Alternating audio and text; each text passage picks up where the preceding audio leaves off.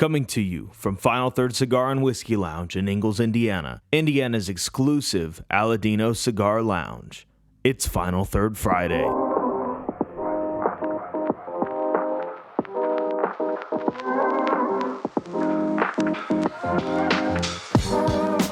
right.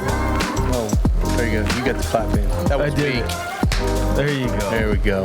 That's going to be a running bit for us now. What? On the one that I edited for this week, I did a weak clap, and you're like, that sucked, Isaiah. That was pretty weak. That was pretty bad. That's all right. Doesn't really much matter, though. You'll grow into your hands one of these days. Once you get that beard going. Yeah, I guess. You got to get started on my bro game. Bro game. Bro game. We need to actually write a jingle for that and have it as one of our sponsors. Bro game. Bro game. As you start doing it and have it grow out, we'll do a bit. Well, welcome back to Final Third Fridays. I'm Isaiah. And I'm Rob. And today we thought we would do a nice little celebratory pairing since this is going to be coming out just the day before New Year's Eve. Yeah. We are going to be pairing the Camacho Pre-Embargo cigar. This was made by the Aroas back when they owned Camacho. The filler on this was aged in Cuba, taken to Honduras. So it's got 60 plus years of age on the filler, and it is actually wrapped with a 99 Jamastron, I always pronounce that wrong, Corojo wrapper. The binder is Honduran Corojo. So this is a nice celebratory cigar. It was rolled about 18, 19 years ago. Yeah. Just really stellar cigar. And we're pairing that today with something sitting special. at $19.99 a piece, so not terrible prices as far as celebratory sticks, but it definitely is something special. And not a bad price, really, for what a true Cuban tastes like, too. Yeah, so we're pairing that today with Aberlour Abunda. This is a Speyside single malt Scotch. It is a Scotch for bourbon lovers, especially cask strength, because this is coming to us at 121.8 proof. Hell yeah. Yeah, so can't beat that. Got a giant cork on it and wax, so you know it's good. It's got to be good. It's got to be good if it has a wax top. Absolutely. The thing that always shocks me with Scotch is just how clear it is. I know, so light. It's like... they use ex-bourbon barrels. Yeah. So I guess the char notes already been taken out first use. Yeah. Oh. That's what I'm talking about. It's almost grapey. Yeah. A little citrusy, grapey. Yeah. But the the sides of the nose just nice. With it being a Scotch, I mean, if you've had a lot of Scotch, you know Scotches tend to be more of that 80 to 90 proof range traditionally. Yeah. This one here, you get that little bit of the Kentucky burn in the nose when you're sniffing it. Oh yeah. It's nice. Oh yeah. Cool. Well, let's get this thing going.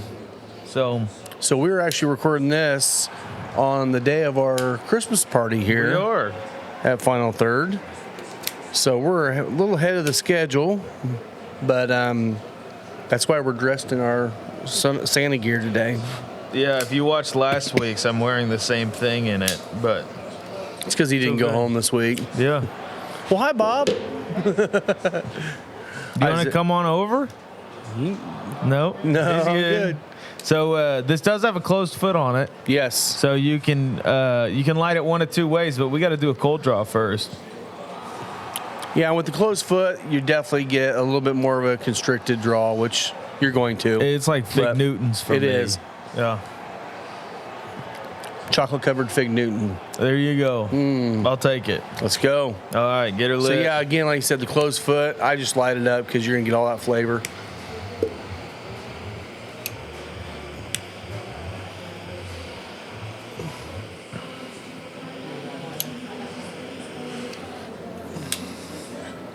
And sometimes when you light up one with a closed foot, especially as closed as this one, after you've lit it, got that nice flavor in your mouth, you can just touch it up a little bit just to get any stragglers along the sides.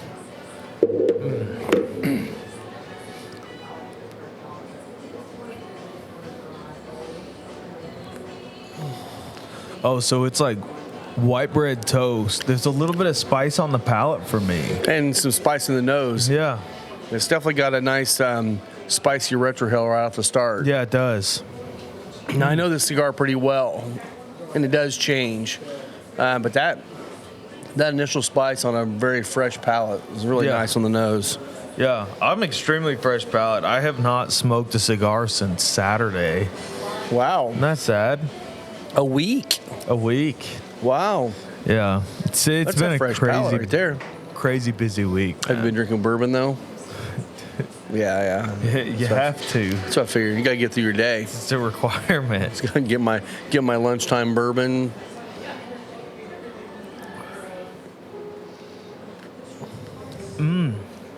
Whoa, so go and smoke to sip. The Abunda is almost perfumey floral. Yeah. Like, and it reminds me almost of a cranberry. I could see that. Weird, it's like just kind of like, I don't know, like somebody's making the cranberry jelly or whatever it is. The sauce. I can see that. Not that's like simmering a not on the sweet. stove. Yeah. Like cranberry sauce at Thanksgiving. More of the sour, not the sweet. Yeah. Hey, Lisa. Did you already turn the fans on? Okay. I couldn't tell. I just wanted to make sure. Otherwise, we were going to smoke the place out by just in here smoking. We were. Wow. This is probably the wildest pairing that we've done so far for me. Definitely unique. Because the spice kicks up in the cigar a lot more. Which This is a solid medium, and in most cases, it's smoking more like a mild to medium. Right now, it's smoking like a medium full. Yeah. And that retro, man, that retro hail is getting me. It's lighting me up a little bit. I have not. Again, I'm about as fresh cigar palate as I it could get. be the fact that we, nosing this, you get that high proof whiskey in your nose, and then all of a sudden you take a puff and you're double dipping on it. Yeah. My goodness. That's crazy. Shout out to Scott Johnston. Cheers. For introducing us to this bottle. Yeah, that was a fun time. Scott came in here. Here's the deal. If there is something you would like to see here or something you're excited about, catch Rob or I and give us a sample, give it to us in a blind like Scott did. Yeah. And this one just shocked us. Like, we didn't know what the bottle was until after we had already drank it and put in our gas, put in our proof gas, all of that stuff. Really, we don't get to do that very often, and so many bottles you'll just pass up because of who it's made by, right? The proof point. There's a million other factors, price, all that stuff. But when you're tasting something completely blind, there's no bias. There's no bias at all. Yeah. I mean, that's like, when he first brought out a Highland Park. It wasn't the 12, it was the Highland Park, though. Cast strength. Cast strength. So we were pretty sure we knew that one was a Scotch.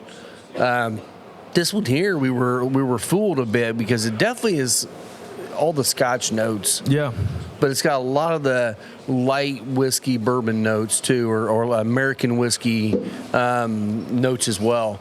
So it was just kind of one that tricked us pretty well. It really did. It's super fruity and floral. Yeah. Like, honestly, reminds me like the same floral notes that I get in a lot of the younger MGP that's coming out nowadays. Like, there was a bottle that we had in here that was Magnolia something. Magnolia, that's what it was. Yeah. And it was very floral, extremely floral, but it was like 4 to 5 year MGP. And I tasted this, and I thought that's probably like that could be that, except for the color. And the flavor is better than this for sure. Yeah, I mean, it doesn't. I mean, Magnolia wasn't bad. It just doesn't. Magnolia drinks like hot lava. Yeah. So yeah, and it was at 125 proof. Right. Well, and that's the one thing. You're talking about floral and kind of fruity. I mean, you get that traditionally from a Speyside Scotch. Yeah.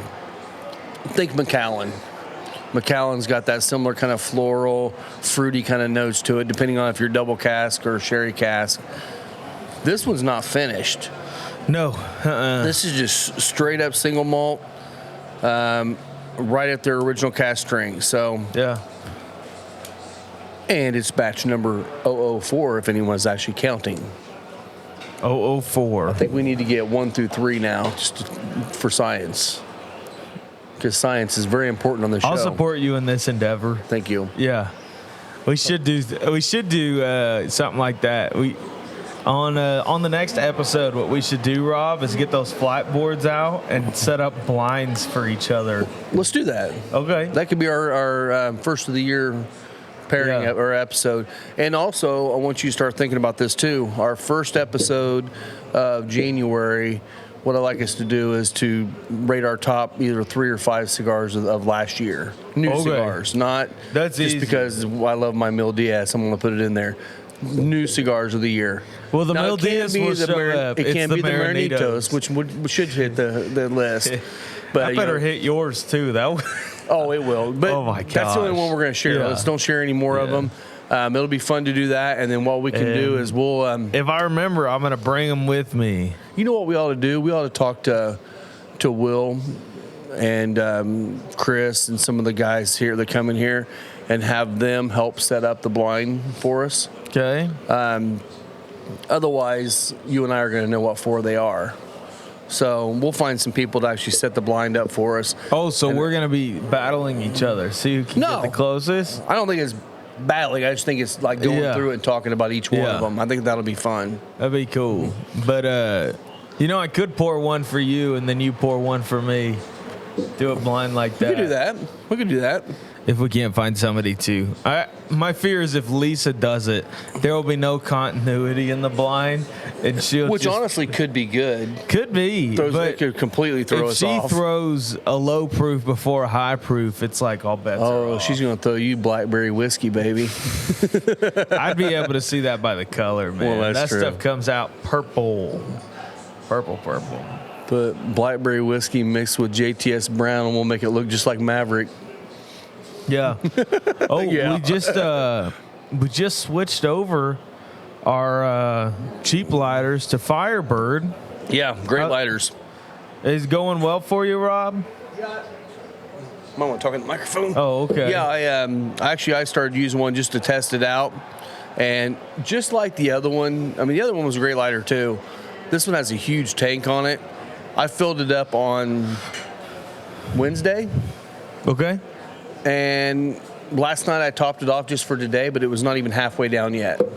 Wow. And that's five plus cigars a day. so the massive tank. The thing that I love, we were running paleos before this, and you kind of had to watch with them where you're throwing the butane because you could just end up shooting it back at you. Yeah. This is about as foolproof as they get, and you just slam it on I there. will say and that it'll one's fill. very similar. Is It can still catch on it. It's more of the nozzle on the butane can than it is okay. the lighters. The one thing I have noticed with both of them a little bit is when you're using it and you got your hand like that and you flip it up and do it, you tend to mess with your finger down here. Oh, okay. And I've actually adjusted the dial slightly a Is it couple that, of times. But that loose? No, it's not loose at all. It No. takes some effort. Yeah. But it's like just that habit of just kind of moving your finger when you're lighting. It's probably just me. But It probably is just but I do you. like those lighters a lot. And again, the Firebird lighters are $11. Yeah. It's one of those lighters I'd say, that's going to be to me that replaces the Cyclone. The Cyclone used to be kind of the workhorse in the industry. They did some stuff that I don't know what they were doing, changing some of the nozzles, and they kind of dropped in quality.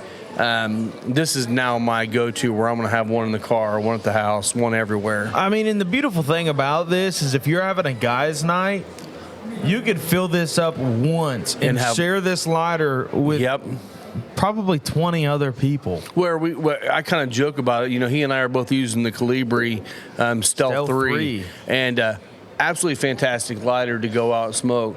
But I'm smoking 5 to 8 cigars a day. I'm refilling this at least once a day. Yeah. But most people don't smoke like I do. So this one here, literally, like I said, I could use this thing. Actually, I'm going to test that out next week. Okay. I'm going to see how many days it takes before I have to fill it up on me using it. Yeah. And I guarantee it'll last a week. And that's going to be 50 plus cigars. Well, and a lot of the issue with you is relights. Yeah, working in the shop, like Rob and I can say, fill this once a day when I'm here. I normally get about a day and a half. Yeah, but I will set my cigar down in strategic locations so that I can grab it as I'm walking back out of the humidor. Yeah, and, I tend to talk a little longer. Yeah, Rob's a talker, so. But so is Bob. We can't get him to stop talking behind the camera right now. He just will not stop. But this It's right. It's right. This lighter, fantastic. I have no complaints about it. I like it. Really, the only thing would be that tank size, but for most people, it's no perfect. Problem. Well, and in all honesty, there's not too many high-end lighters out there that have a big tank. I mean, they're putting more money in the mechanism and the weight and all that than they are going to put in a small tank. And again, I mean, I don't know if over time if having butane in a lighter for long term is bad for the mechanisms. I wouldn't think so. I figured you would know that. You're the lighter whisperer. I can get them working. Yeah. I don't know about the inner workings. I need to see. Oh my god! By the way, Bob is Isaiah's dad. Yes. So just so you know, and Isaiah, and you probably can't hear him right now. But he's putting his Christmas list in with Isaiah. He's telling me right I need now. to get him a Calibri Stealth 3. So no, I think you need to get him one of those Astorias. Yeah, your lighter did go bad. I probably should get him a lighter. We should get him a lighter. I know a guy that can hook you up. I know it. I know that same guy. He's such a great guy. If you think so. This week, which will be last week, I don't know. We're a couple of weeks out at this point, or a week out. Well, got the Crown Heads Osner family cigars, Pice Anastasia. Might be gone by the time this airs, but I'm going to hold a couple back for the 1 year. Is it a 12 box? It's a 12 count box. I already got one set back for you. Thank you. Can't have two. You know, have one. One box. Well, it'll be my shift cigar too. That's fine. That's fine. Wait, that's your shift cigar. No. I'm just kidding. This is our recording cigar. He's got his recording cigar, his shift cigar. I got to go to the bathroom cigar. Yes. It's all those cigars. Clean up cigar. Actually, I don't clean up. Already into 23. Already into Shift cigar. 23? What are you talking about? 23. Oh, yeah. So far ahead. Yeah. Well, this will air 2 days before 2023. Yeah. This is our New Year's Eve special, so that's why I've got a bell on my hat. Yeah. Well, no, actually, that's for Christmas, but To ring in the new year. there's no bell inside of it. You took it out? And it wasn't one in it. I'm like, well, that's kind of a crappy bell. Was that one of the ones that came off of the bow over there? Or No, where'd you get it? it was one that she had for the Christmas sweater contest. Gotcha. And there was a whole pack of them back here. Not a single one had a bell in it that I saw. Did she get gypped? I think they're for looks. Oh, okay. Honestly, that's understandable. You get bells on a sweater, and it's annoying before it's fun. Yeah, well, yeah. It's never fun. I don't know. I really took you as a bell on the sweater sort of guy, Rob. Couple right here. Oh my gosh. So one thing I will tell you about these cigars, again, like I said, with all the age and everything else, they come in 5-packs. We do sell them individually too, but you can come in here and get a 5-pack of pre-embargo Cuban cigars for $100. You're gonna spend $100 plus on one Bahique.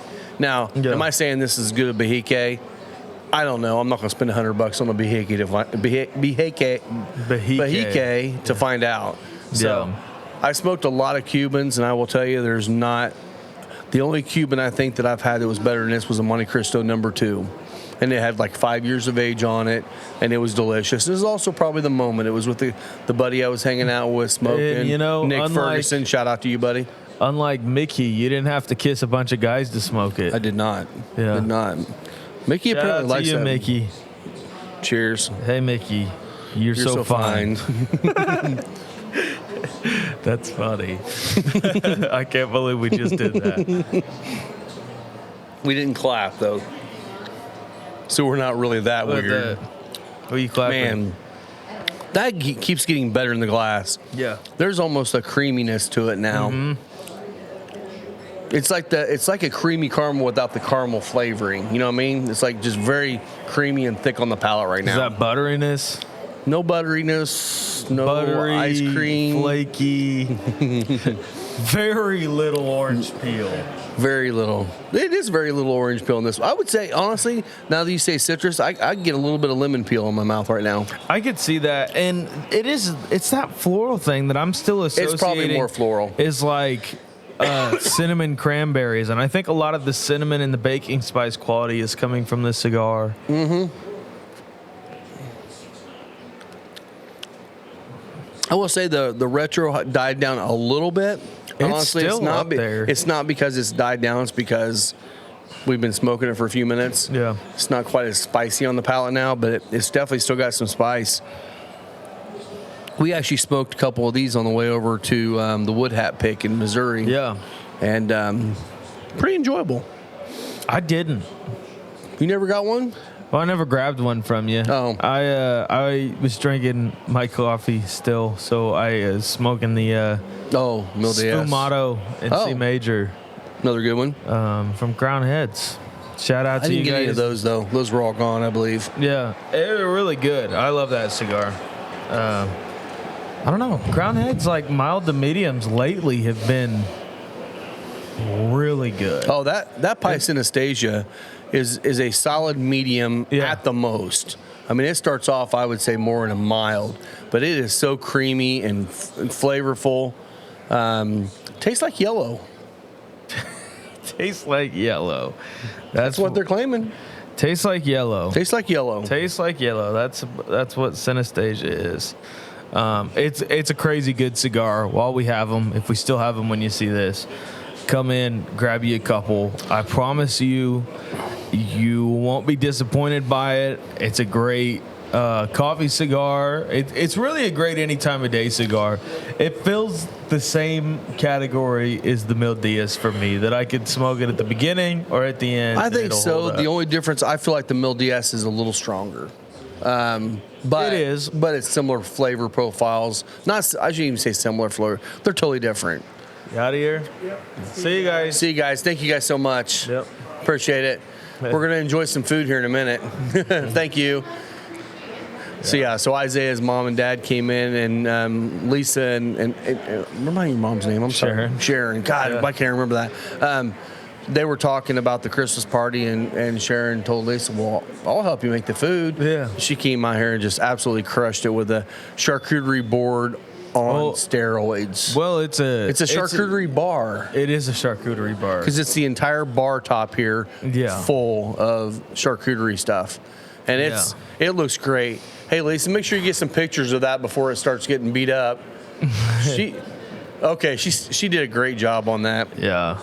So she's like that. And my dad's super artsy too. Like, I'll tell you, if you get a chance to meet Isaiah's parents, they're just such awesome people.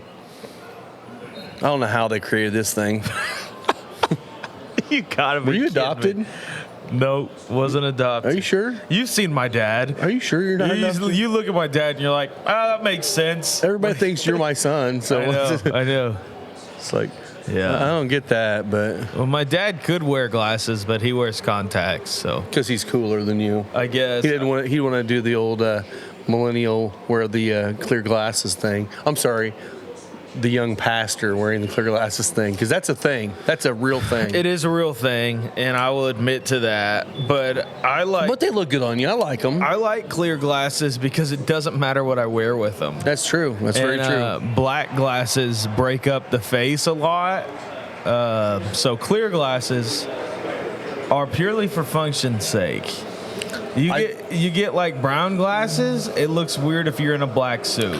Except for if you have blonde hair or brown hair. It's not as big of a deal. Yeah, I could see that. My hair is almost honestly black. The reason I switched to these is because I love the way they felt, and they only came in black. Those jet Ray black. Bans? Yeah. Yeah. I love Ray Bans. I don't know what brand these are. How's it going? Good. Oh, yeah. It's in the Jeep. It's in the trunk of the Jeep. Take my keys. You have to unlock it, babe. Yeah, it's in the back trunk. It's all I've got it all packaged up. I have all the steaks in it. Everything's in there. Actually, are you using it as a smoke tent? No. Okay. I use it for ice fishing. Okay. Well, there is a computer fan in one of the vents up above that I put in.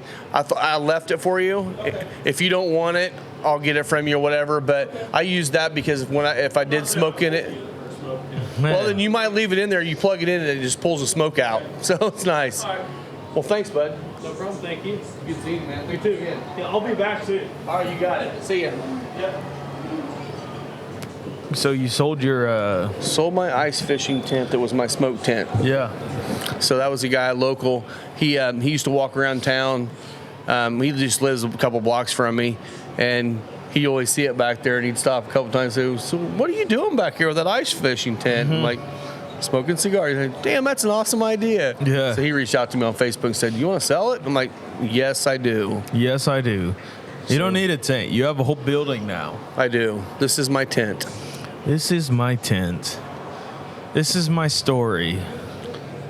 This is This is my song. yes.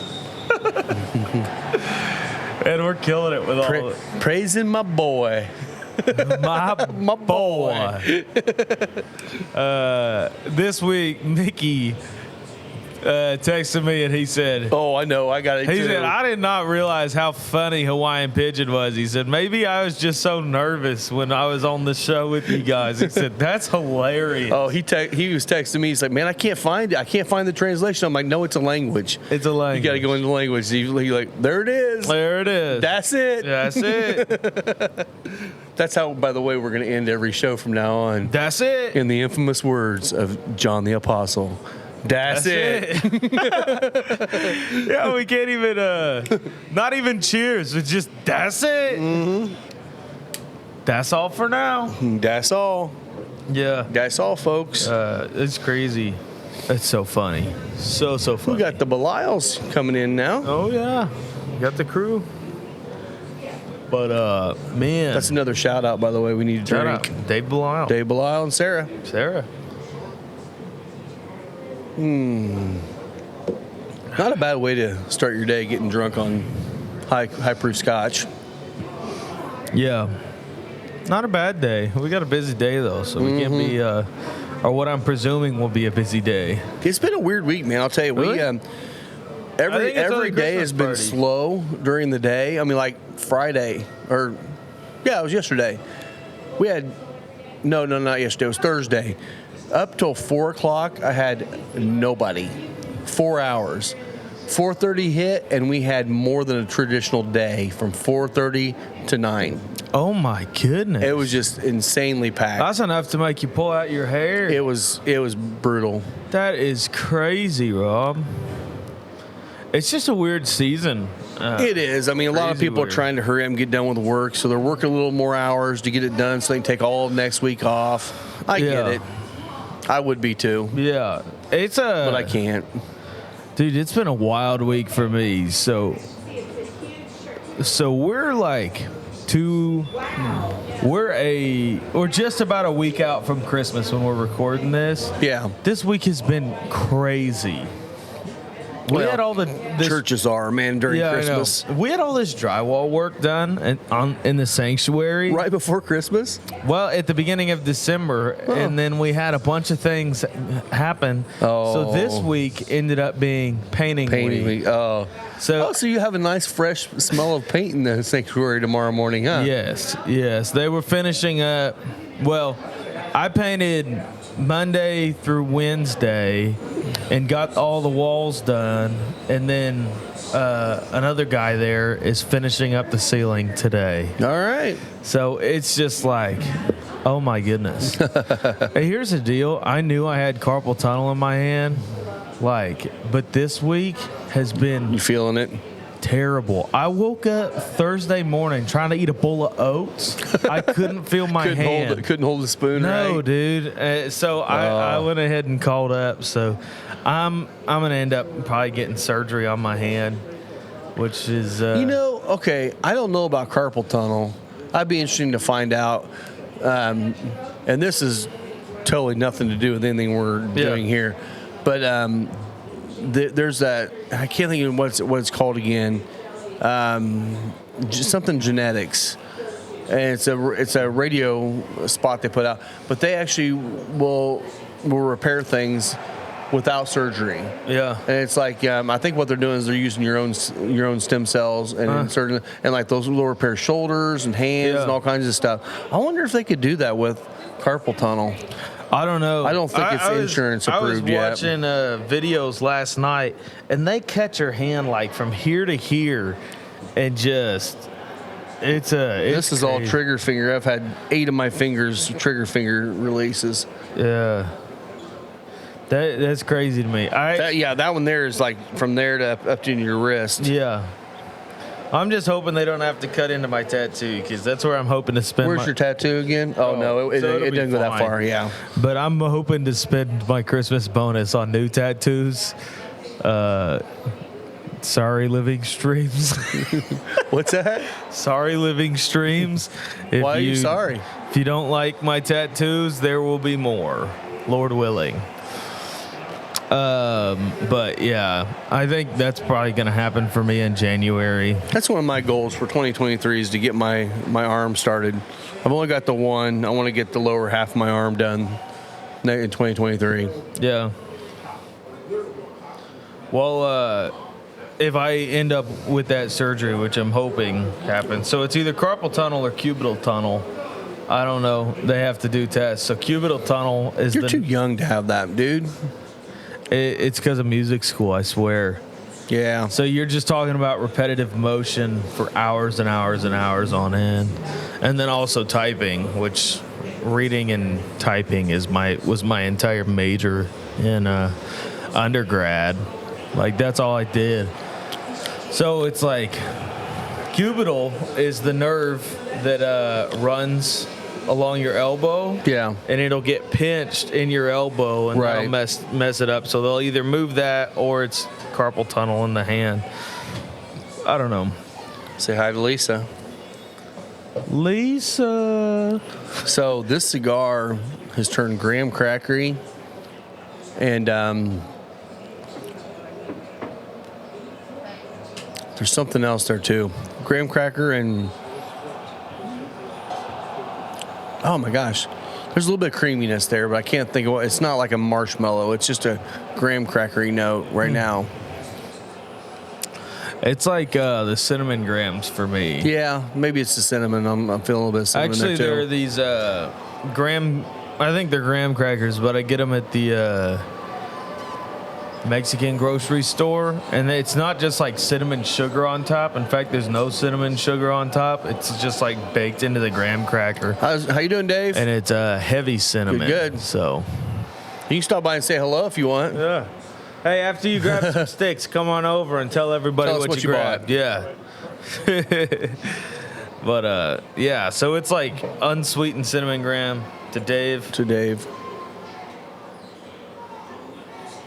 As if I need another excuse to take a drink, but But why not? this keeps reminding me of just simmering cranberries and cinnamon on a stove. Like, it's that really slight acidic, a lot of that floral. It's sweeter, but it's more like white sugar sweetness than it would be like brown sugar. Yeah. Like, it is. Yeah. It is sweet, but it's not that thick molasses caramel sweet. It's definitely, you're right. It's definitely more of that white sugar. Yeah, I don't know. This is great. This is an odd pairing as far as these things goes, because normally we do like, I don't know, things that are extremely familiar. Right. Or pull out coconut cream pie. Still thinking about that Marinitos. Do you have any left of that? Yeah. Dang. You need one? I might. Okay. Maybe we smoke those on our show when we're talking about our best cigars of the year. That's fine. Or actually, that's what we ought to do.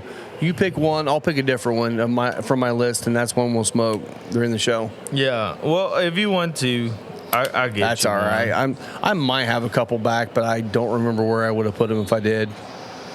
Yeah, because There's Chloe. I think I've got 4 singles in a box.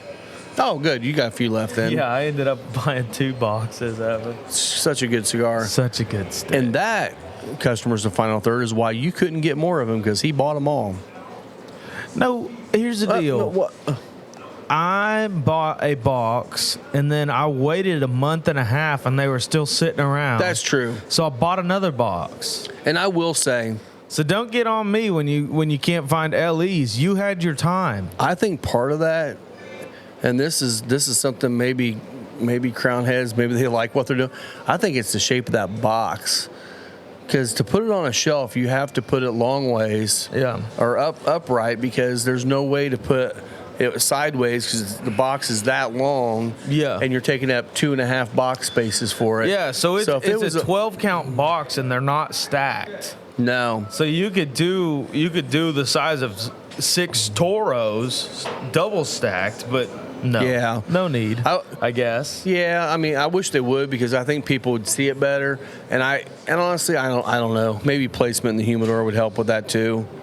But It's I will tough. say we sold a lot of them after we did that pairing. That's for sure. Because that pairing was insane. Yeah. Yeah, I love Eric Jansen, shout out to him. Shout out. Cheers. He had never had much crown heads and never had a Mil Diaz. And now he's a fan. So I traded him a Marinitos for blood medicine. And that was his first Mil Diaz ever. And I told him, I said, this is the best Mil Diaz you will ever have. It is. Like, the It's a regular Mil Mil Diaz on Diaz steroids. is very, very good. I love the regular Mil Diaz. Yeah. But this one is a Mil Diaz on steroids. It really is. And And not that it's like super strong. no, Flavors on steroids. it really just turns up all the flavors on it, which Yeah. is my perfect world. Yeah. Just, So, is that you beeping? yeah, I got to change my pump out here in a minute. Okay. So the little bit more about this Camacho, and I think I touched upon it a little bit. So the Aroas, Julio Aroa, he started in Cuba making cigars in 1947. And when Fidel Castro went insane, everyone defected Cuba. He went to Honduras in 60, 61 was when the rebranding of Jerry Tobacco and the Jerry Tobacco Farm in Honduras started. He took all of his tobacco he grew in Cuba with him to Honduras and didn't have a lot to do with it. They started the Camacho brand back, and I don't even know when they started that. I would assume probably 60s, 70s, something like that. Probably 60s. Well, it could be 62. It could have been 62. Well, that's what the band says. Yeah. But that, something like that. But they started Camacho, and his son Christian, which he's the owner of CLE Cigars now, was a big part of that. Justo was as well, but Justo also had a corporate job at that time. And so Christian was a part of that. Well, Christian and Julio sold Camacho to Davidoff, and during that time where they had sold it off, there was like a 6-year period where they had signed a non-compete where they wouldn't make cigars for 6 years. Mm-hmm.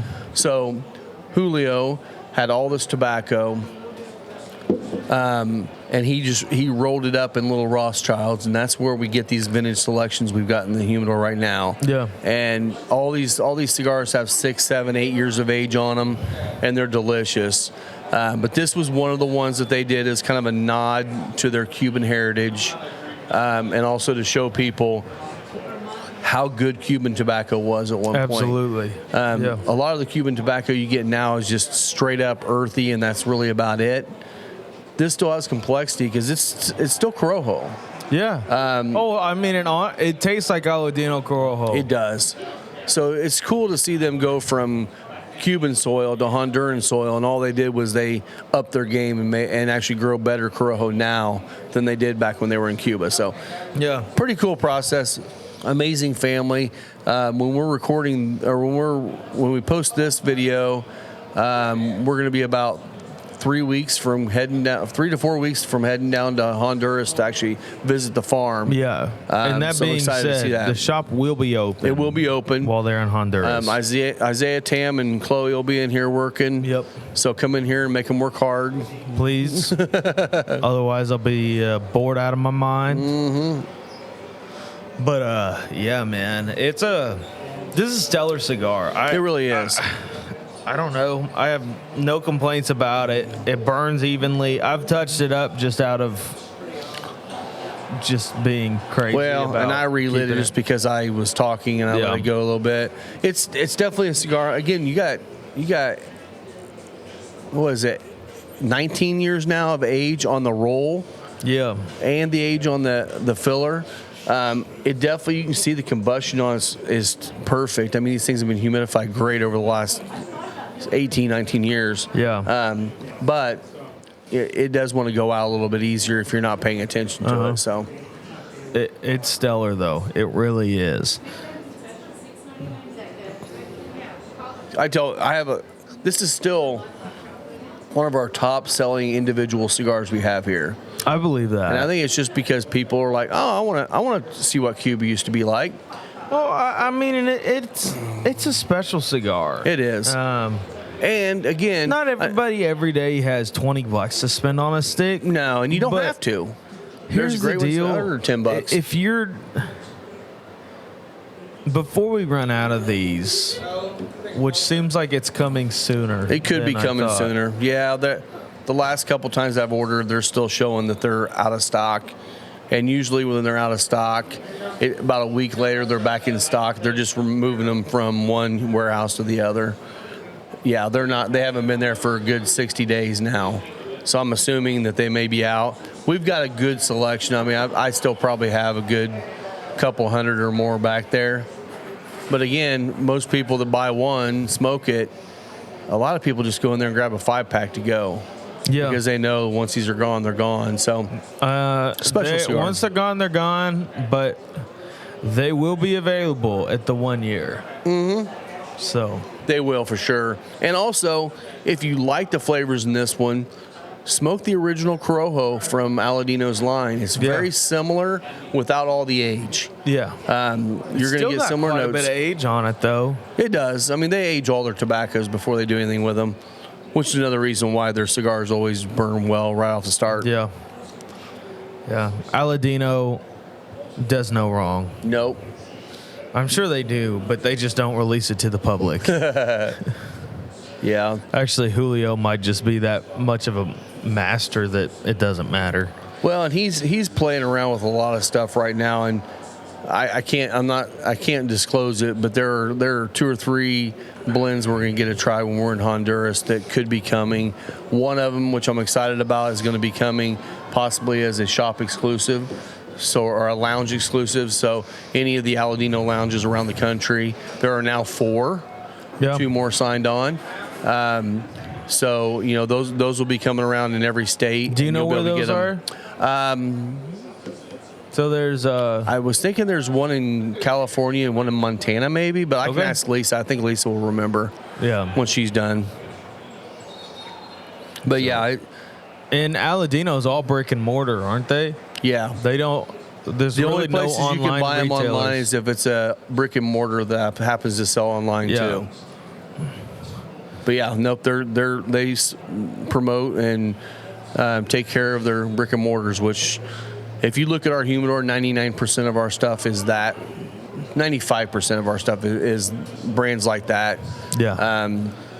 And there's a reason for that. They take care of brick and mortars. We want to take care of them, especially if the cigars are good. I mean, and the hard part is with it is if a company is not brick and mortar only, chances are you're going to be able to go on CI and find it for cheaper. Yeah. And which they have an advantage because their taxes are 24% lower than Indiana right from the start. As far as I've heard, they're also getting seconds, whether that's for color and stuff like that. I've heard that partially, too, that they get some of the ones that maybe miscolored on the wrappers, because that's one thing you'll see in boxes of cigars. You can put the same brand and put 4 boxes side by side and open them up, And the boxes, each one of them, you're going to see the colors match in that box, but from box to box, they could be slight shades off. Yeah. Not that it's going to taste any different, but they put them in there to make them look more visually appealing. Mm-hmm. And some of the ones I've seen that come out of CI, not that they're bad cigars, I'm sure they're fine, but they may not have all the same matching as well. Yeah. Stuff like that. Or they could have been ones that, who knows? I'm not even going to get into that because I really don't know 100%, and most of that's hearsay. The other thing is, if you're ordering from CI, just don't smoke it for like 3 weeks after you get it. Yeah, you got to get that humidity acclimated to your environment. Yeah. Because you are coming from Florida where the humidity is already up. And as it transports, it's going to go through all the temperature and humidity changes. I mean, it's no different than a Cuban. If you buy Cubans, you want to let them sit in your humidor, honestly, for about a year before you start smoking those. Yeah. But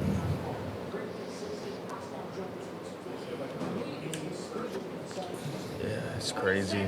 hey, Lisa, where were the other two Aladino lounges? Was it Montana and California, or am I totally off? There's a third one in Austin, Texas. Austin, Texas is the third one. Okay. And has the fourth one hasn't signed on. Yeah. Okay. Okay. But there are people So- out west kind of cheaper. Yeah. So out west are working on it. I know. I was listening to the pulpit this morning a little bit, and there's a shop down there a guy bought, which actually pretty sure it's the guy that came in here when he was at the boutique festival. He bought. It's called Ash and Elm Cigar Lounge. Ash and Ale. Ash and Ale, thank you, yeah. And they're opened up down there now, and he's selling Aladinos now. And I thought that was pretty cool to see him jump on board with Aladino. And Yeah. I can't remember if he had smoked those here first or if he talked to Trey Mac first or what, but it was pretty cool to see him add that to line. Yeah, I haven't listened to that episode quite yet. I think, but- again, I mean, I'm biased because we are an Aladino Lounge. We love the Aladino family. I really feel like Aladino is going to be one of the brands that's going to make a big splash in 2023. yeah. They're hiring more people for getting out and repping the products, and they're getting into more states You're getting and more more than shops. just Trey Mac? Yep, they are, and that's the thing, when it comes. And that one thing I do appreciate, and I know a lot of people don't, I appreciate about them is they will not just hire a bunch of people and make it work. They're a slow grower. They want to grow slow. They want to create enough product for everyone they're supporting. Yeah. Now, granted, I will say they're in no shortage of tobacco. There's a lot of farms that are. They have so much tobacco. They're selling some tobacco to some other brands. Yeah. Well, they did a cigar with Oliva at PCA. Yep. I don't remember what that one was called. They but- made, I had one. It's Aladinos or something like that. It's like Aladino, but it's a different word. I don't know. I couldn't tell you. Aliados. Aliados. That's it. Yeah. Yeah. And that was a good cigar too, and it was 100%. It was Aladino. JRE. It was Aladino. It Yeah. was great. I know he's selling some tobacco to Rocky, because Rocky puts out 4,072 different cigars. So he's obviously needing more tobacco. Yeah, you got to keep up with it somehow. And then But I will say the other side of it is they won't sell more than they have. Yeah. So they're going to make sure that their lines are taken care of first, which they should. And he's always experimenting. He's always growing different tobaccos. I mean, he was one of the first, maybe the first that I know of, that has been growing Cameroon outside of Cameroon, Africa, Yeah. and has actually made it better.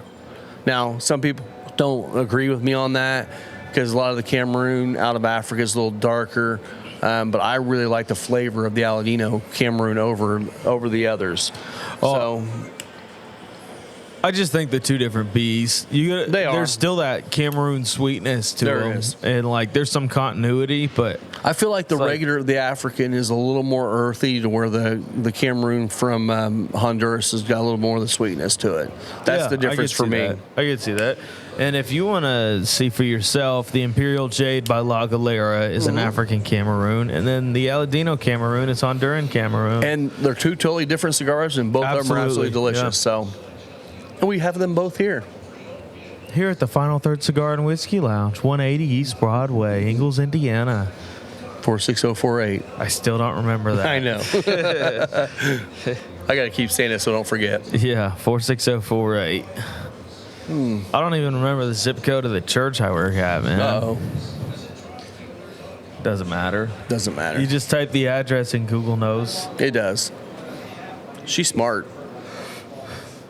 Better be. Farming all our information, man. Yeah. Tell you what, I've been seeing a lot of these TikTok videos out there of people getting smart aleck talk back from Siri. And I'm like, I want to see how to do that, man, because it didn't never do that for me. Okay. Maybe she likes me more than other people. I don't know. Speaking of TikTok videos, I know you guys can't watch this, but it's time for Rob and Isaiah's TikTok review. Okay. I think you're going to All find right, this Beavis. hilarious. Are you Butthead or Beavis? I don't care. I haven't seen it. All right. This is a video of a church Christmas pageant. Oh, my gosh. All right. It's pretty good. Oh, watch anyway. You got to let be in the microphones hear it. For another break. We'll be right back. So This is riveting podcast. It is. It is. They're on the stage. There's this kid to the left, and he just starts yakking. Oh, nice. He's throwing up. Throwing This up. lady steps right in front of him, and she's about to start her solo. It's like Dad grabs the kid, walks him down the front, and he's yakking down the stairs. That's beautiful. Glory to. She doesn't miss a beat. She just. So honestly, That's sad. I can appreciate her move of just starting her solo And just go. because she's probably one of the church mothers. She could be that kid's mom. She could be. The thing is, if you start that solo, they're expecting you to finish it. You don't have to clean it up if you're singing. That's true. That's actually not a bad It's point. a pro move. I just got to say. So is that where she ends up the song and does like some of these people with the national anthem and just like hits really long notes at the end because she still sees the kid at the back of the sanctuary? I don't know. It's not long enough, but it's really funny. I watched that video like 7 times yesterday because I thought it was so. I mean, we got the church Christmas drama, whatever it is. It's the little kids doing the nativity story, and it's always very cute. And you don't really know what's going on, but Right. they're cute and they're kids, and it's great. My kid's the best actor up there. Kind of thing. Oh yeah. We got that at the church tomorrow morning, and it's like I was just thinking about that, like just a kid getting up there yakking, and just the show going on. It's funny, like as the kid walks down the stairs and starts puking again, the front row just like dodges. It's pretty bad. Gosh, Riveting podcast content. Well, I remember back when Chloe was little, they had our pastor at the time. He was telling a story, and it was some guy like Cherokee Joe or something like that telling the story. And so he was up there talking to the kids, telling them a story, and then gave them a coloring sheet with crayons, and they went back and colored. So Chloe gets back, sits down, she's coloring, she's like, I want some different color crayons. So he's in the middle of his sermon, and she just walks straight up there, walks straight up on stage, rifles through the crayons, grabs what she wants, looks out at the crowd, waves, and goes and sits right back down. To this day, people still call her Cherokee Chloe. Cherokee Chloe. She's like, I don't care, I need more crayons. I don't know what that's about, but I'm sure it's not PC. What? The story? No, the Cherokee part of it. No, it wasn't. It wasn't bad. It was just a story. That's But you're funny. right. I see what you're saying now.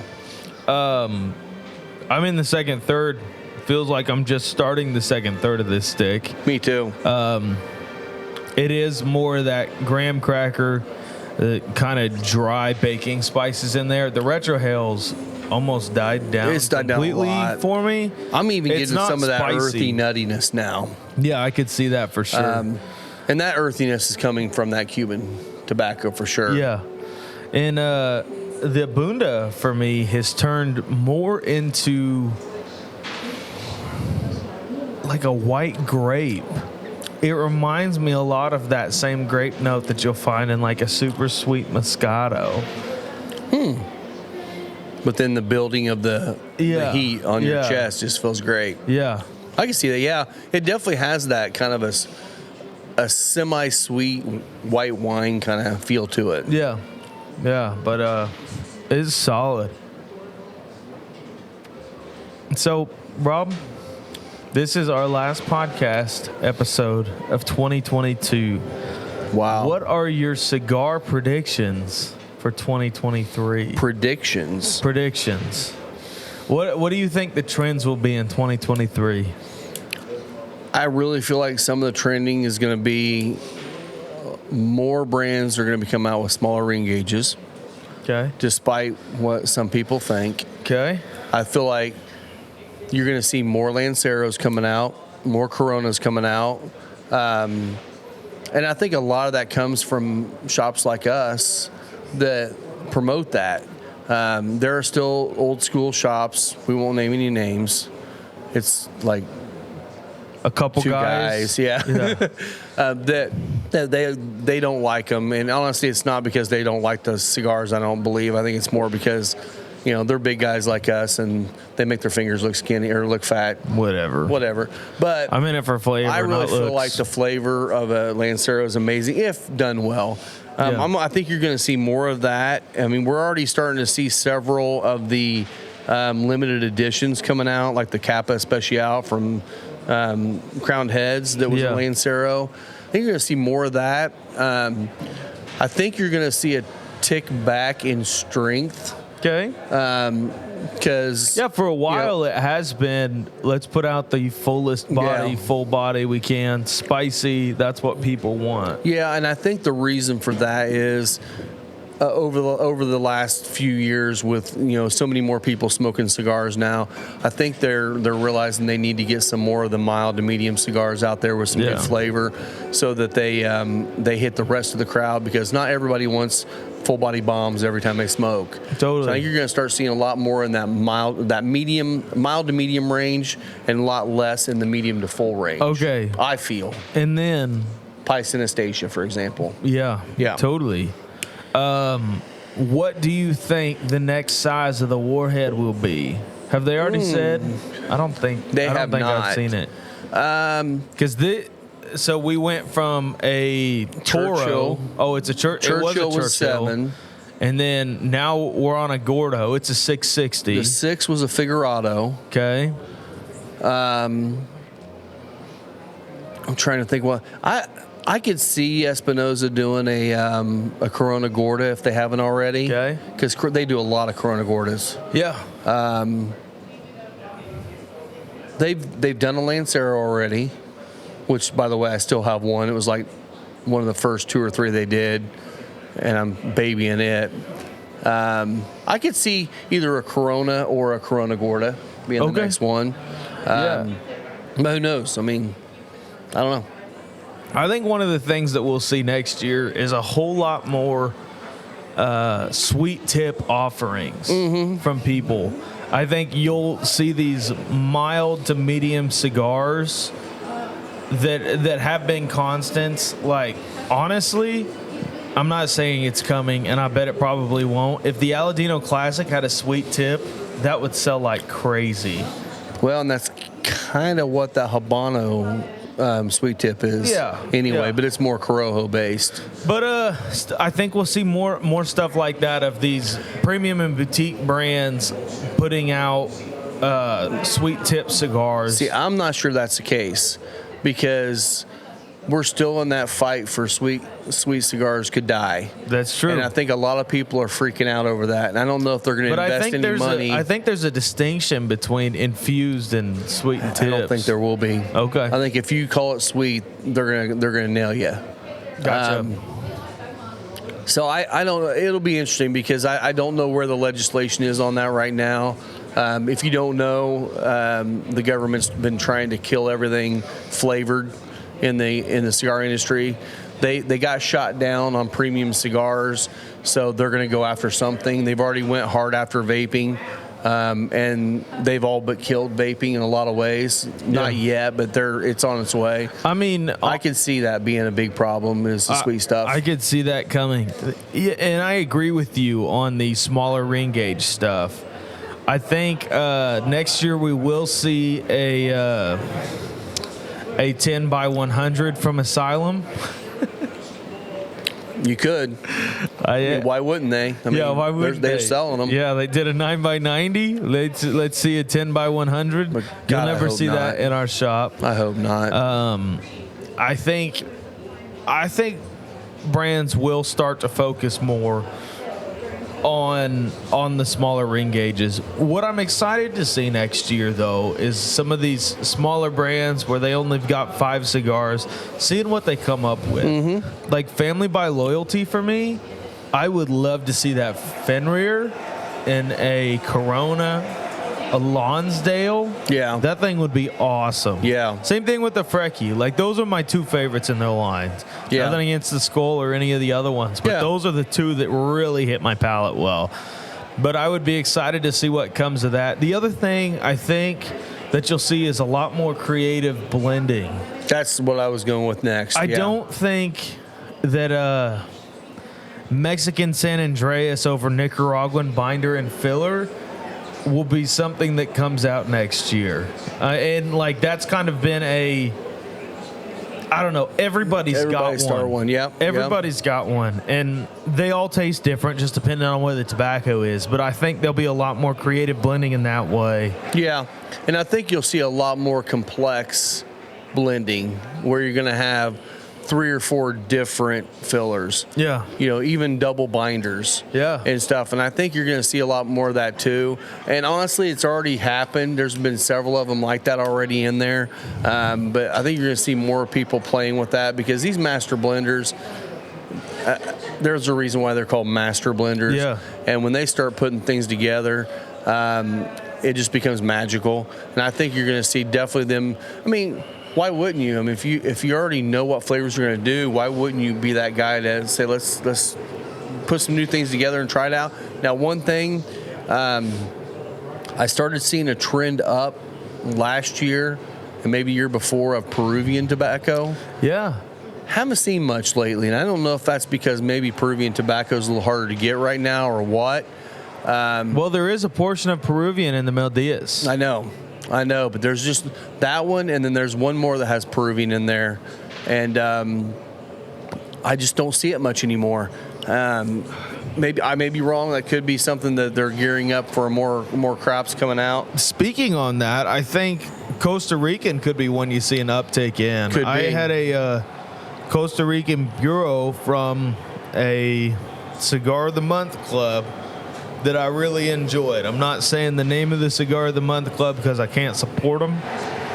But that cigar was just different. I enjoyed it because it was different. Right. And I think that there's something to that tobacco. Yeah. There's also brands next year that I think will be able to make a U.S.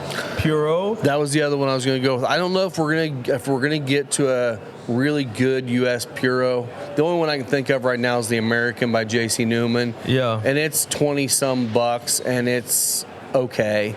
I mean, if you love it, that's great. But I do think there's going to be more U.S. tobacco used as fillers in cigars. And I know of a couple people that are already working on thinking blends about for that right now. A Cuevas that we got sent samples of. It was Alex. I think maybe Alex. Alex, the son of Denise and Lewis. Yep. He blended a cigar that was a little take up in strength, and it had some Pennsylvania broadleaf in it, and that's different than the rest of their line. So I really do think that creative blending is going to show through, and I think you will see an uptick in U.S. tobaccos. Whether that's for the better or not, we'll find out. We'll find out. Yeah. I mean, it's nice to see maybe some farms in America start growing tobacco to be used for cigars and not cigarettes. Yes. And honestly, it would be smart on those farms to do so because I can't imagine tobacco being cheaper for a cigar than what they're growing for cigarettes. I mean, they're just basically growing burley and chopping it up in little pieces. Yeah. And I know it's a lot easier because you don't have to pay attention to the crop as much. It can be just, the leaves can be all beat up. You chop them up, no one knows. But with a cigar, they have to be.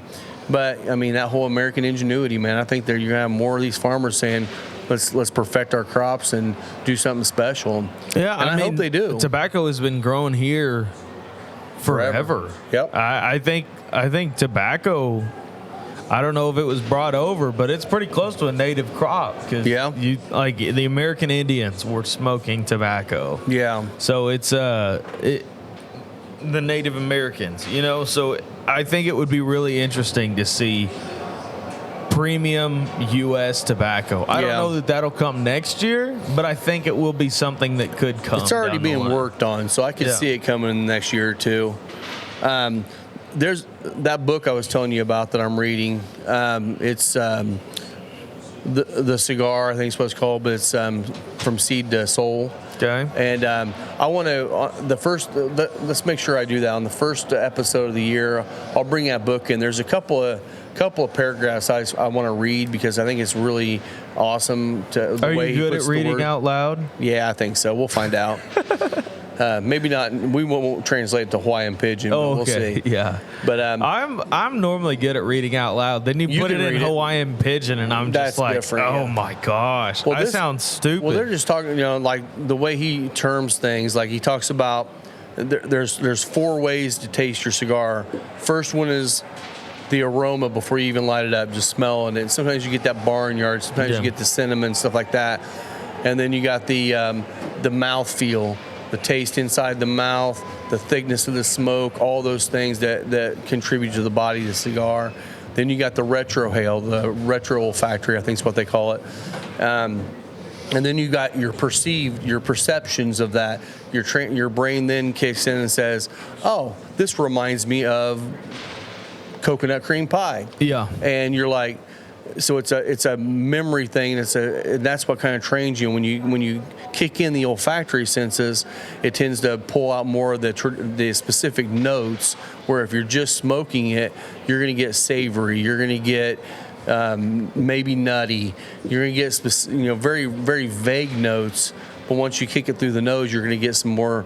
And honestly, it ties it back to smell. Smell is the number one reminder of anything. I mean, that brings you back to moments. That brings you back to things you've eaten or whatever. Yeah. And I think that's what's kind of nice. Now, not everybody retrohales. Not everybody wants to retrohale. We try to get people to at least try it just to see what it is and what it does in a cigar. But not everybody can. Not everybody even wants to. Yeah. You enjoy a cigar the way you want to, but I want to talk about that a little bit more in one of our shows. Absolutely. Yeah, that'd be great. As I get more of it read, too. My last prediction for 2023 would be cigars that don't look their strength level. We're already seeing kind of a rise in that. Yeah. But what you see more of is lighter wrappers that are full-bodied. I'm ready for a dark wrapper that's mild. Which, if you look back at Maduros when they first came out, they were milder. Yeah. But then everyone's like, oh, that chocolatey note tastes really good with a lot of spice underneath it, and they just kept building up. And I it agree. does. I think there'll be more of them, and I'm excited for that because, I mean, most of our dark cigars, other than maybe 1 or 2, are stronger.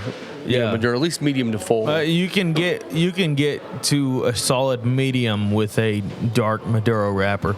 I think the La Creme is more medium bodied, and it's a Connecticut broadleaf. Yeah. So it's showing that. I'm looking for something that is like you throw a Connecticut broadleaf on it, and it's in that mild to medium range. Like, I just am intrigued to see that, and I'm sure somebody's going to do it well. Well, and I think there's another thing we're going to see in 2023, at least I hope we do, and this is more geared towards cigar shops and cigar lounges.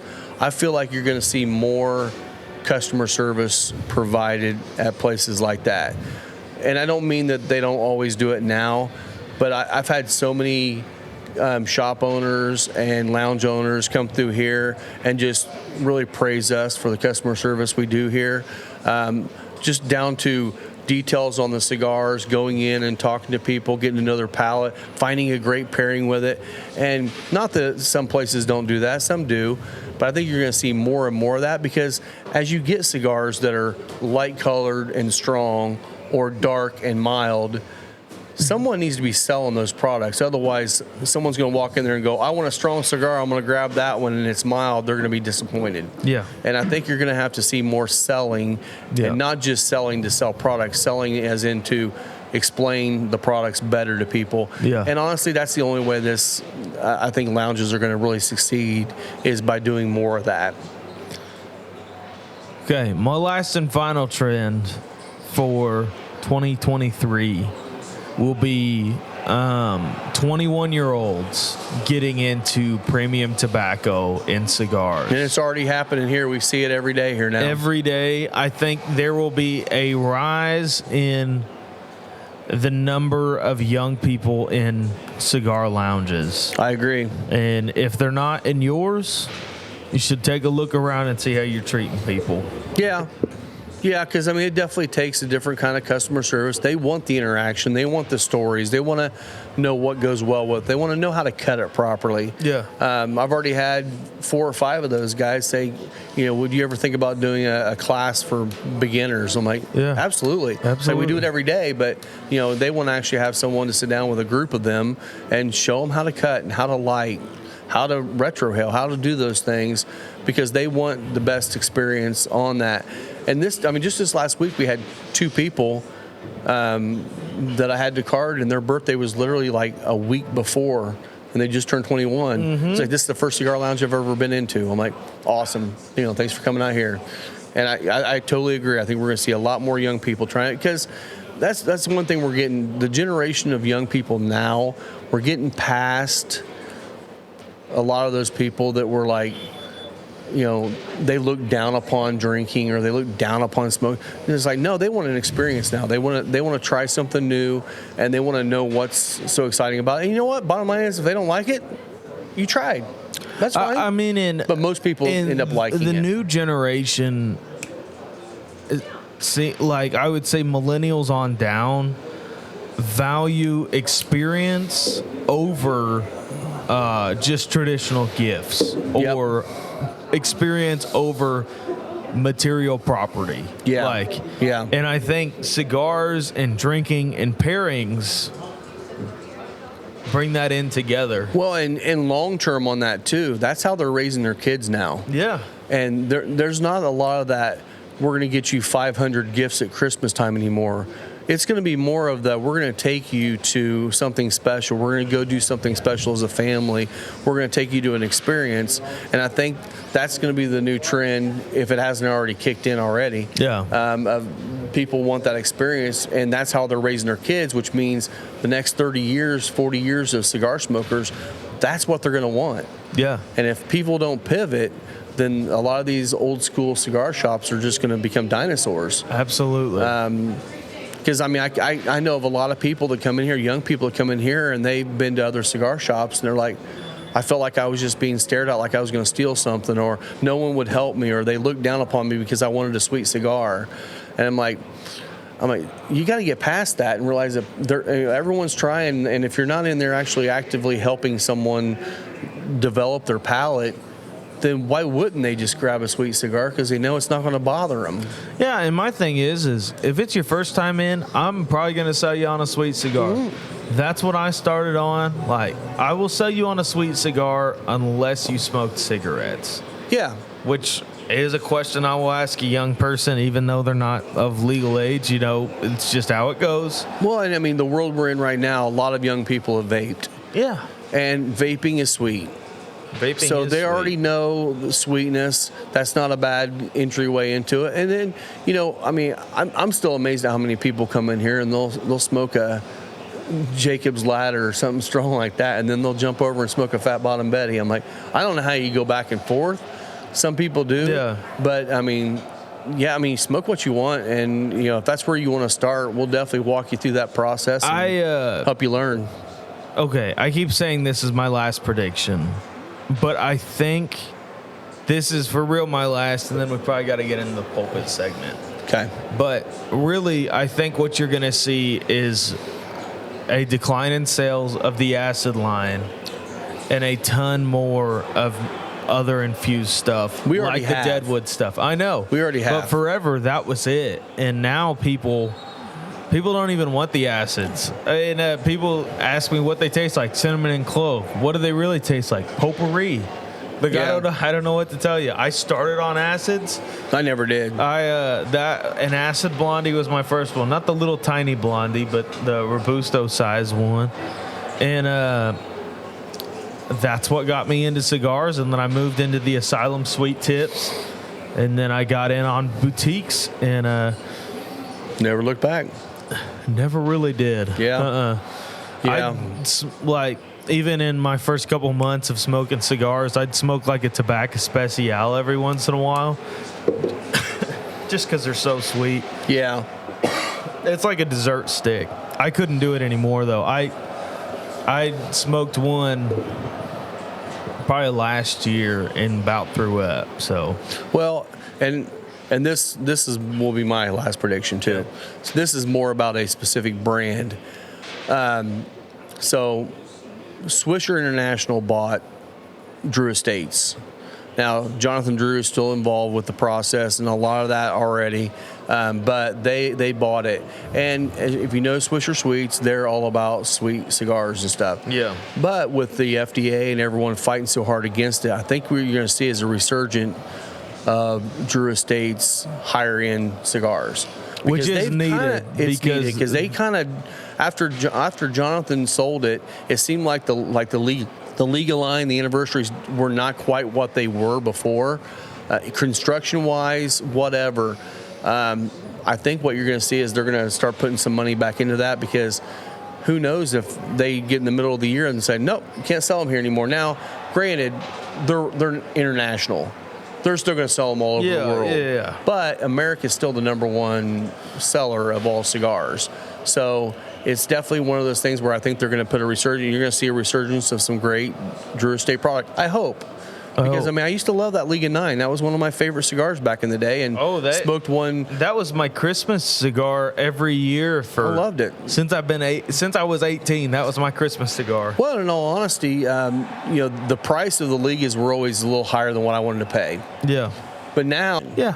so it's like that, and people look at that and go, oh, that's a gas station cigar. I'm in a lounge. I'm going to get something better. And that's what tends to happen. So I get it. I agree. Similar, which they probably won't, but if they could, then I think they could have a major resurgence, and people aren't going to just be talking about Deadwood and acids. But you're right, acids here have dropped off a lot, and I think a lot of that's because there are other flavored stuff that tastes better. Yeah. And now, I mean, now you forever can buy acid was the only thing. well, and you can buy acids at pretty much every gas station. Well, if it isn't right. Hey, bud. How are you? Good. How you doing, man? We are. Live. No, not live. Not live, though. We should do a live sometime. We should. It takes a little bit more manpower. I know. You got to get a computer in here recording audio and syncing video. Also got to get my GoPro going, don't I? Yeah. Did you get that? Not yet. Not yet. So, if you're have any way to sponsor the show, if you're a cigar brand, anything like that, and you want to sponsor us, we're taking sponsorships for the new year. Heck yeah. We'd like to upgrade the camera, and We want to do, and that's one of the things. Like you've seen most of our stuff. We've done it here on the patio and different spots of the lounge. One thing I think that we both want to do more in 2023 is some more stuff on site. Yeah. We did a nice video with just more of camera video and stuff like that at a barrel pick we just did. Yeah. We're definitely going to be posting. Well, that one will be posted before this one. Should be. Yeah. So we want to do more stuff like that where we're actually going out and engaging and being more involved with the liquor side and the cigar side. When I'm in Honduras, I'm hoping to be able to do some good video there, and we could put together a little video of the farm. Do a in Honduras recap thing, and so we want to do more stuff like that. I mean, this really is more for us is fun to do because it makes us think, but also it's nice because we've had people now starting to watch and listen to this that are starting to come in and ask questions and try the pairings. And when we talk about certain brands or we talk about certain liquors or something coming up, people come in and want to know more about it, and it just creates a buzz for people to want to get more into this. Absolutely. And that's really our only goal here. So hopefully this next year we can do some fun stuff. Yeah, that'd be great. And hopefully by the time this is posted, we recorded a wood hat segment, and that should come out as a special thing. I'm hoping the Wednesday after Christmas, which would be the Wednesday before this airs. That's just depending on the time that I have. Okay. Because I don't have time this week for it. Gotcha. Okay. But you should be able to find it. If not the Wednesday before this airs, the Wednesday after. Yeah. So, and it will not be in podcast platform. Okay. Just because it's not too much that video. It's not that interesting as a podcast. Yeah, because there's a lot of video that's done without audio. Talking about there is barrel pick tips. What to expect on your first one, and also just talking about Wood Hat, because that's a wonderful craft distillery, and I hope we can get a pick with them for the shop. We will. Yeah, we will. I seriously I know down the road for 100%, we're definitely going to do it if Gary's got some available. I know he's got one he's going to have available for Will and the club. But I want to do an orange corn pick because that stuff at 6-8 months old was already delicious. Yeah, I can't imagine what that's going to be like in 4 years. And by orange corn, what we're talking about is sweet corn. Is orange corn sweet corn? Yes. I didn't realize that. Yeah, that was interesting. I did not realize that. I thought it was just another varietal of corn. So you can say it on the air. Go ahead. So Josh Atkinson mentioned it to Gary that a certain distiller in Indiana was the only one using that and the only one to distill it, and Gary called him a liar for it. No, what was the exact terminology he said? I'm not saying it. I'm not saying it. I'm not trying to throw anybody under the bus. And I will say one thing, Gary was not, he was one of the nicest guys, and he would never throw anybody under the bus. It's a certain distillery that's older, and they're probably between 50 and 60. So, I'm sure you catch my drift if you're anywhere connected into the bourbon space in Indiana. Not throwing anyone under the bus, just laying out like it is. Yeah. Yeah, and then, again, the stuff that Gary's doing is pretty special. I think that he has a better grasp for grains than a lot of people do in this industry, and he's got the smallest little distillery you'll ever see. The thing that's crazy, and I know we're about to beat this dead hat horse into the ground. He knows wood. Mm-hmm. And there's not, he used to work for ISC, Independent Stave Co., which is, they're one of the 3 big cooperages in the U.S. Leave that one back on. Oh, is that what they want to watch? I thought they might want to watch the IU game. They're behind us one. Okay, gotcha. Oh, yeah, no one wants to watch that. Never mind. Yeah. But, I don't know. Gary knows wood, and Gary knows wood. Gary, as stupid as that sound, he really does. He makes wood hats. Yeah.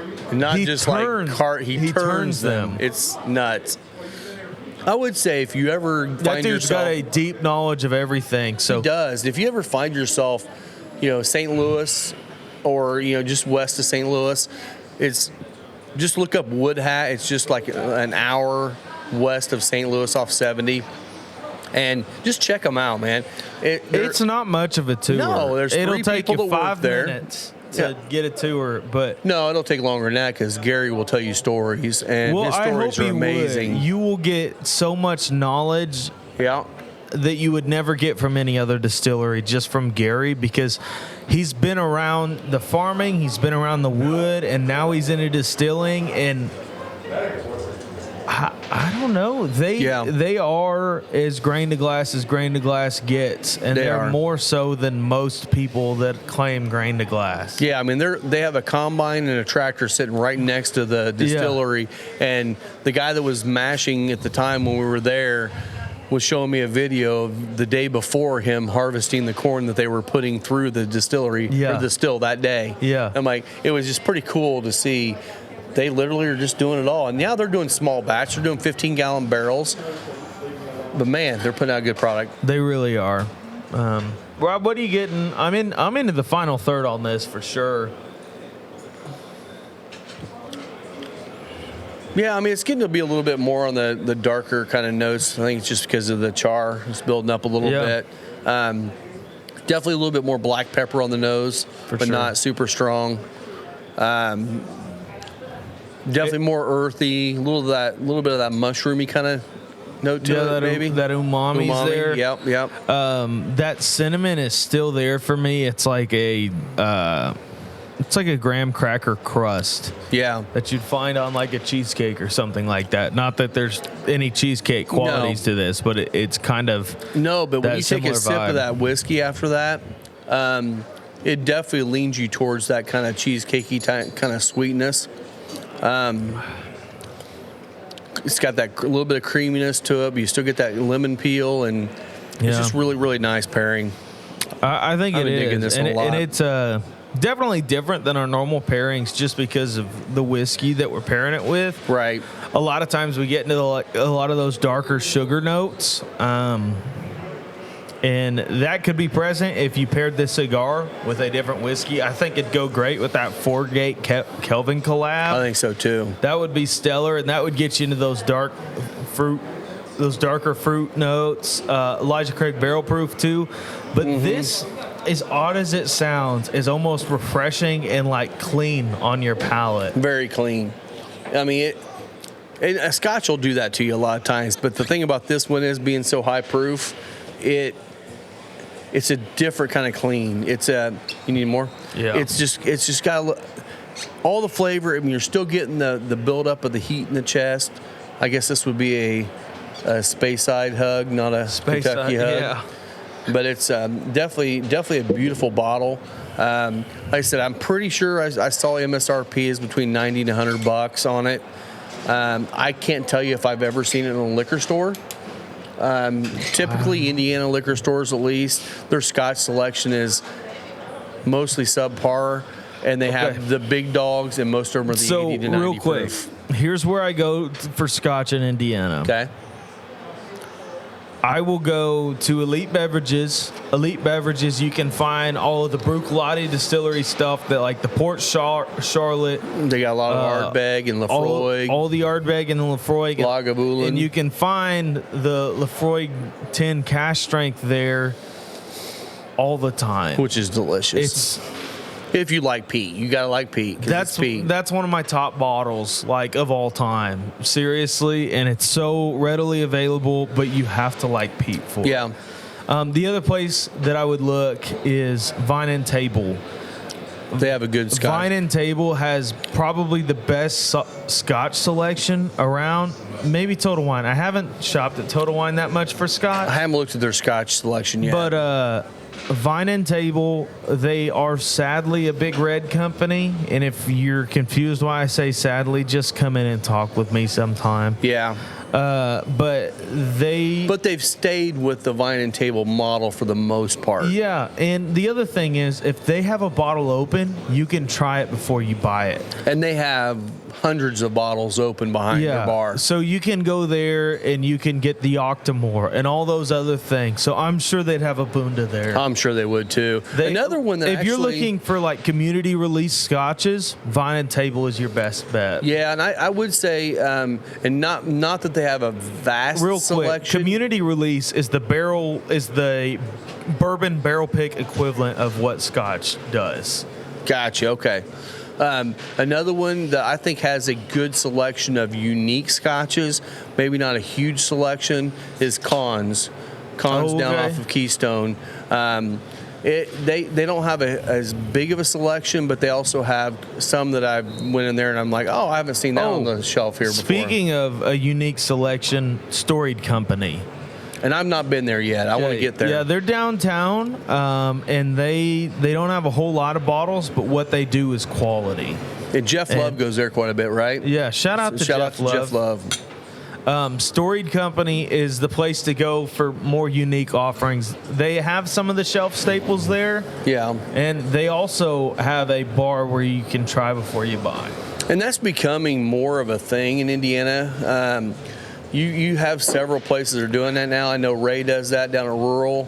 And I don't know if he's a try before you buy or if he's just a bar. I think he may just be a bar. So he does have try before you buy for all of his barrel picks. Gotcha. And then his bar, he has allocated products there. Gotcha. Now, and some shelf staples. And I would say if you are going there, go there during the day, and you might want to carry your firearm. Just saying. It is on Rural Street in downtown Indy. Yeah. I have literally been in there, and somebody was shot out in the street in front of it. And I'm not saying this to tell you not to go. Oh, everybody goes there. When that happened, they were very kind to me, and you couldn't get anywhere because there were so many cop cars. So I ended up hanging out with Ray in the back room, and he was popping bottles and drinking with me. Yeah. And that's one thing I will say about Ray. Ray is a very generous guy. Yeah. I mean, he's the one that gave me pours of Pappy 23 and 15 that I'd never had before. Gave me a pour of Heaven Hill 30-year-old. Granted, if you go there, don't ask for those things. Don't expect that. That's going to be a special occasion. But seriously, when I was there, somebody got shot out in front of the store, and they were like, hey, you probably shouldn't leave right now. There's no way for you to get out. Why don't you just go hang out in the back? Ray brought out some Four Roses picks. He also brought out an old OWA screw top, Antique 107 screw top pick that he had. And it was just fun. Like, nobody was getting hammered back there, but it was just kind of like, hey, check these out. Yeah, something you can never try before you get a try. That's nice. I will say something else that I've been hearing, and this came from distributors, so I feel like there's a little bit of weight behind it.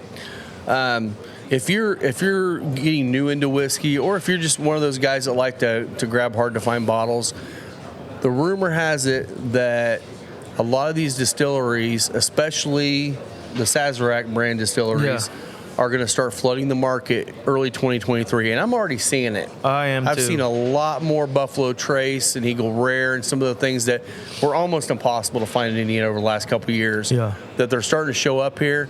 So you're probably going to see a lot more of that product out there at MSRP. That's the thing. The beautiful thing about Sazerac and what they're doing with their 2023 picks is they have allocated a ton more barrels to picks than they have to batched bottles. So I don't know what that's saying about age statements on those things, but what I am going to tell you is if your store gets a barrel pick of something you've been looking for, that increases your chances of getting a bottle tenfold. Yeah. Whereas a store might have gotten like 2 cases of Stag Junior, I guess now it's just Stag. When you buy a barrel pick, you're talking about 200 bottles. Yeah. So if they're not flooding the market, they're spreading it around a lot more equally, which is a wonderful thing to see. It is very good because, I mean, just like Weller, for example, Weller, you can go to Ohio and get Weller all day long. Yeah. You can't find Weller here. I mean, it's hard to even find regular old Special Reserve in Indiana. But I have heard that that's coming, and I've already seen pictures showing up on all the social media pages of all the people showing all the stuff on the shelves already. Yeah. So I think it's already here, but from what I've heard, 2023, and the big thing I've heard, the reason why they're doing it is they're trying to kind of knock down the flippers from buying Eagle Rare and selling it for $150 or something stupid like that. Yeah. So hopefully that happens. We'll see. I mean, I'd love to be able to get some more of their products on the bar here. I'm not pushed hard because I'm kind of pissed at the way they do things. Well, but it is what it is. The allocation system is illegal. and one. it's totally wrong. And two, it's just a hard game to play because it is a game you have to play if you're a small fish in a big fish market like Indiana. Yeah, exactly. Indiana liquor stores are owned by 3 people: Indiana Liquor Group, Big Red, and now it's like Total Wine. Total Wine's Elite Beverages is around here, but they're a small fish. They are. They are going out and buying up some of the small liquor stores and becoming Elite Beverage, which just increases. Noble Wine's another one that's starting to do a Well, they're little bit Indiana more. Liquor Group. That is okay. That's right. That's right. So you're starting to see more of these brands buying up more liquor stores, which means you're going to get better selections at most of those liquor stores too. So, well, we won't beat that anymore. So, you good for? I'm good. here? I think I've said what I need to on this, Okay. and I'm done with it. Cool. Well, thanks again, guys. Again, this pairing will be available for the next week. I'm going to be getting more bottles coming in hopefully next week for this, and we'll be ready to offer this pairing. The pairing will be in the low 30s with the discount. Yeah. Every day you're looking at $37 for the pairing. It's a little higher dollar pairing than a lot of the ones we've done, but it's definitely one of that celebratory pairings if you For want to sure. have something nice to do for New Year's Eve. Yeah. We are going to be open New Year's Eve till 9 o'clock. We're closing right at 9 because we're going to have a private party at 9 o'clock on.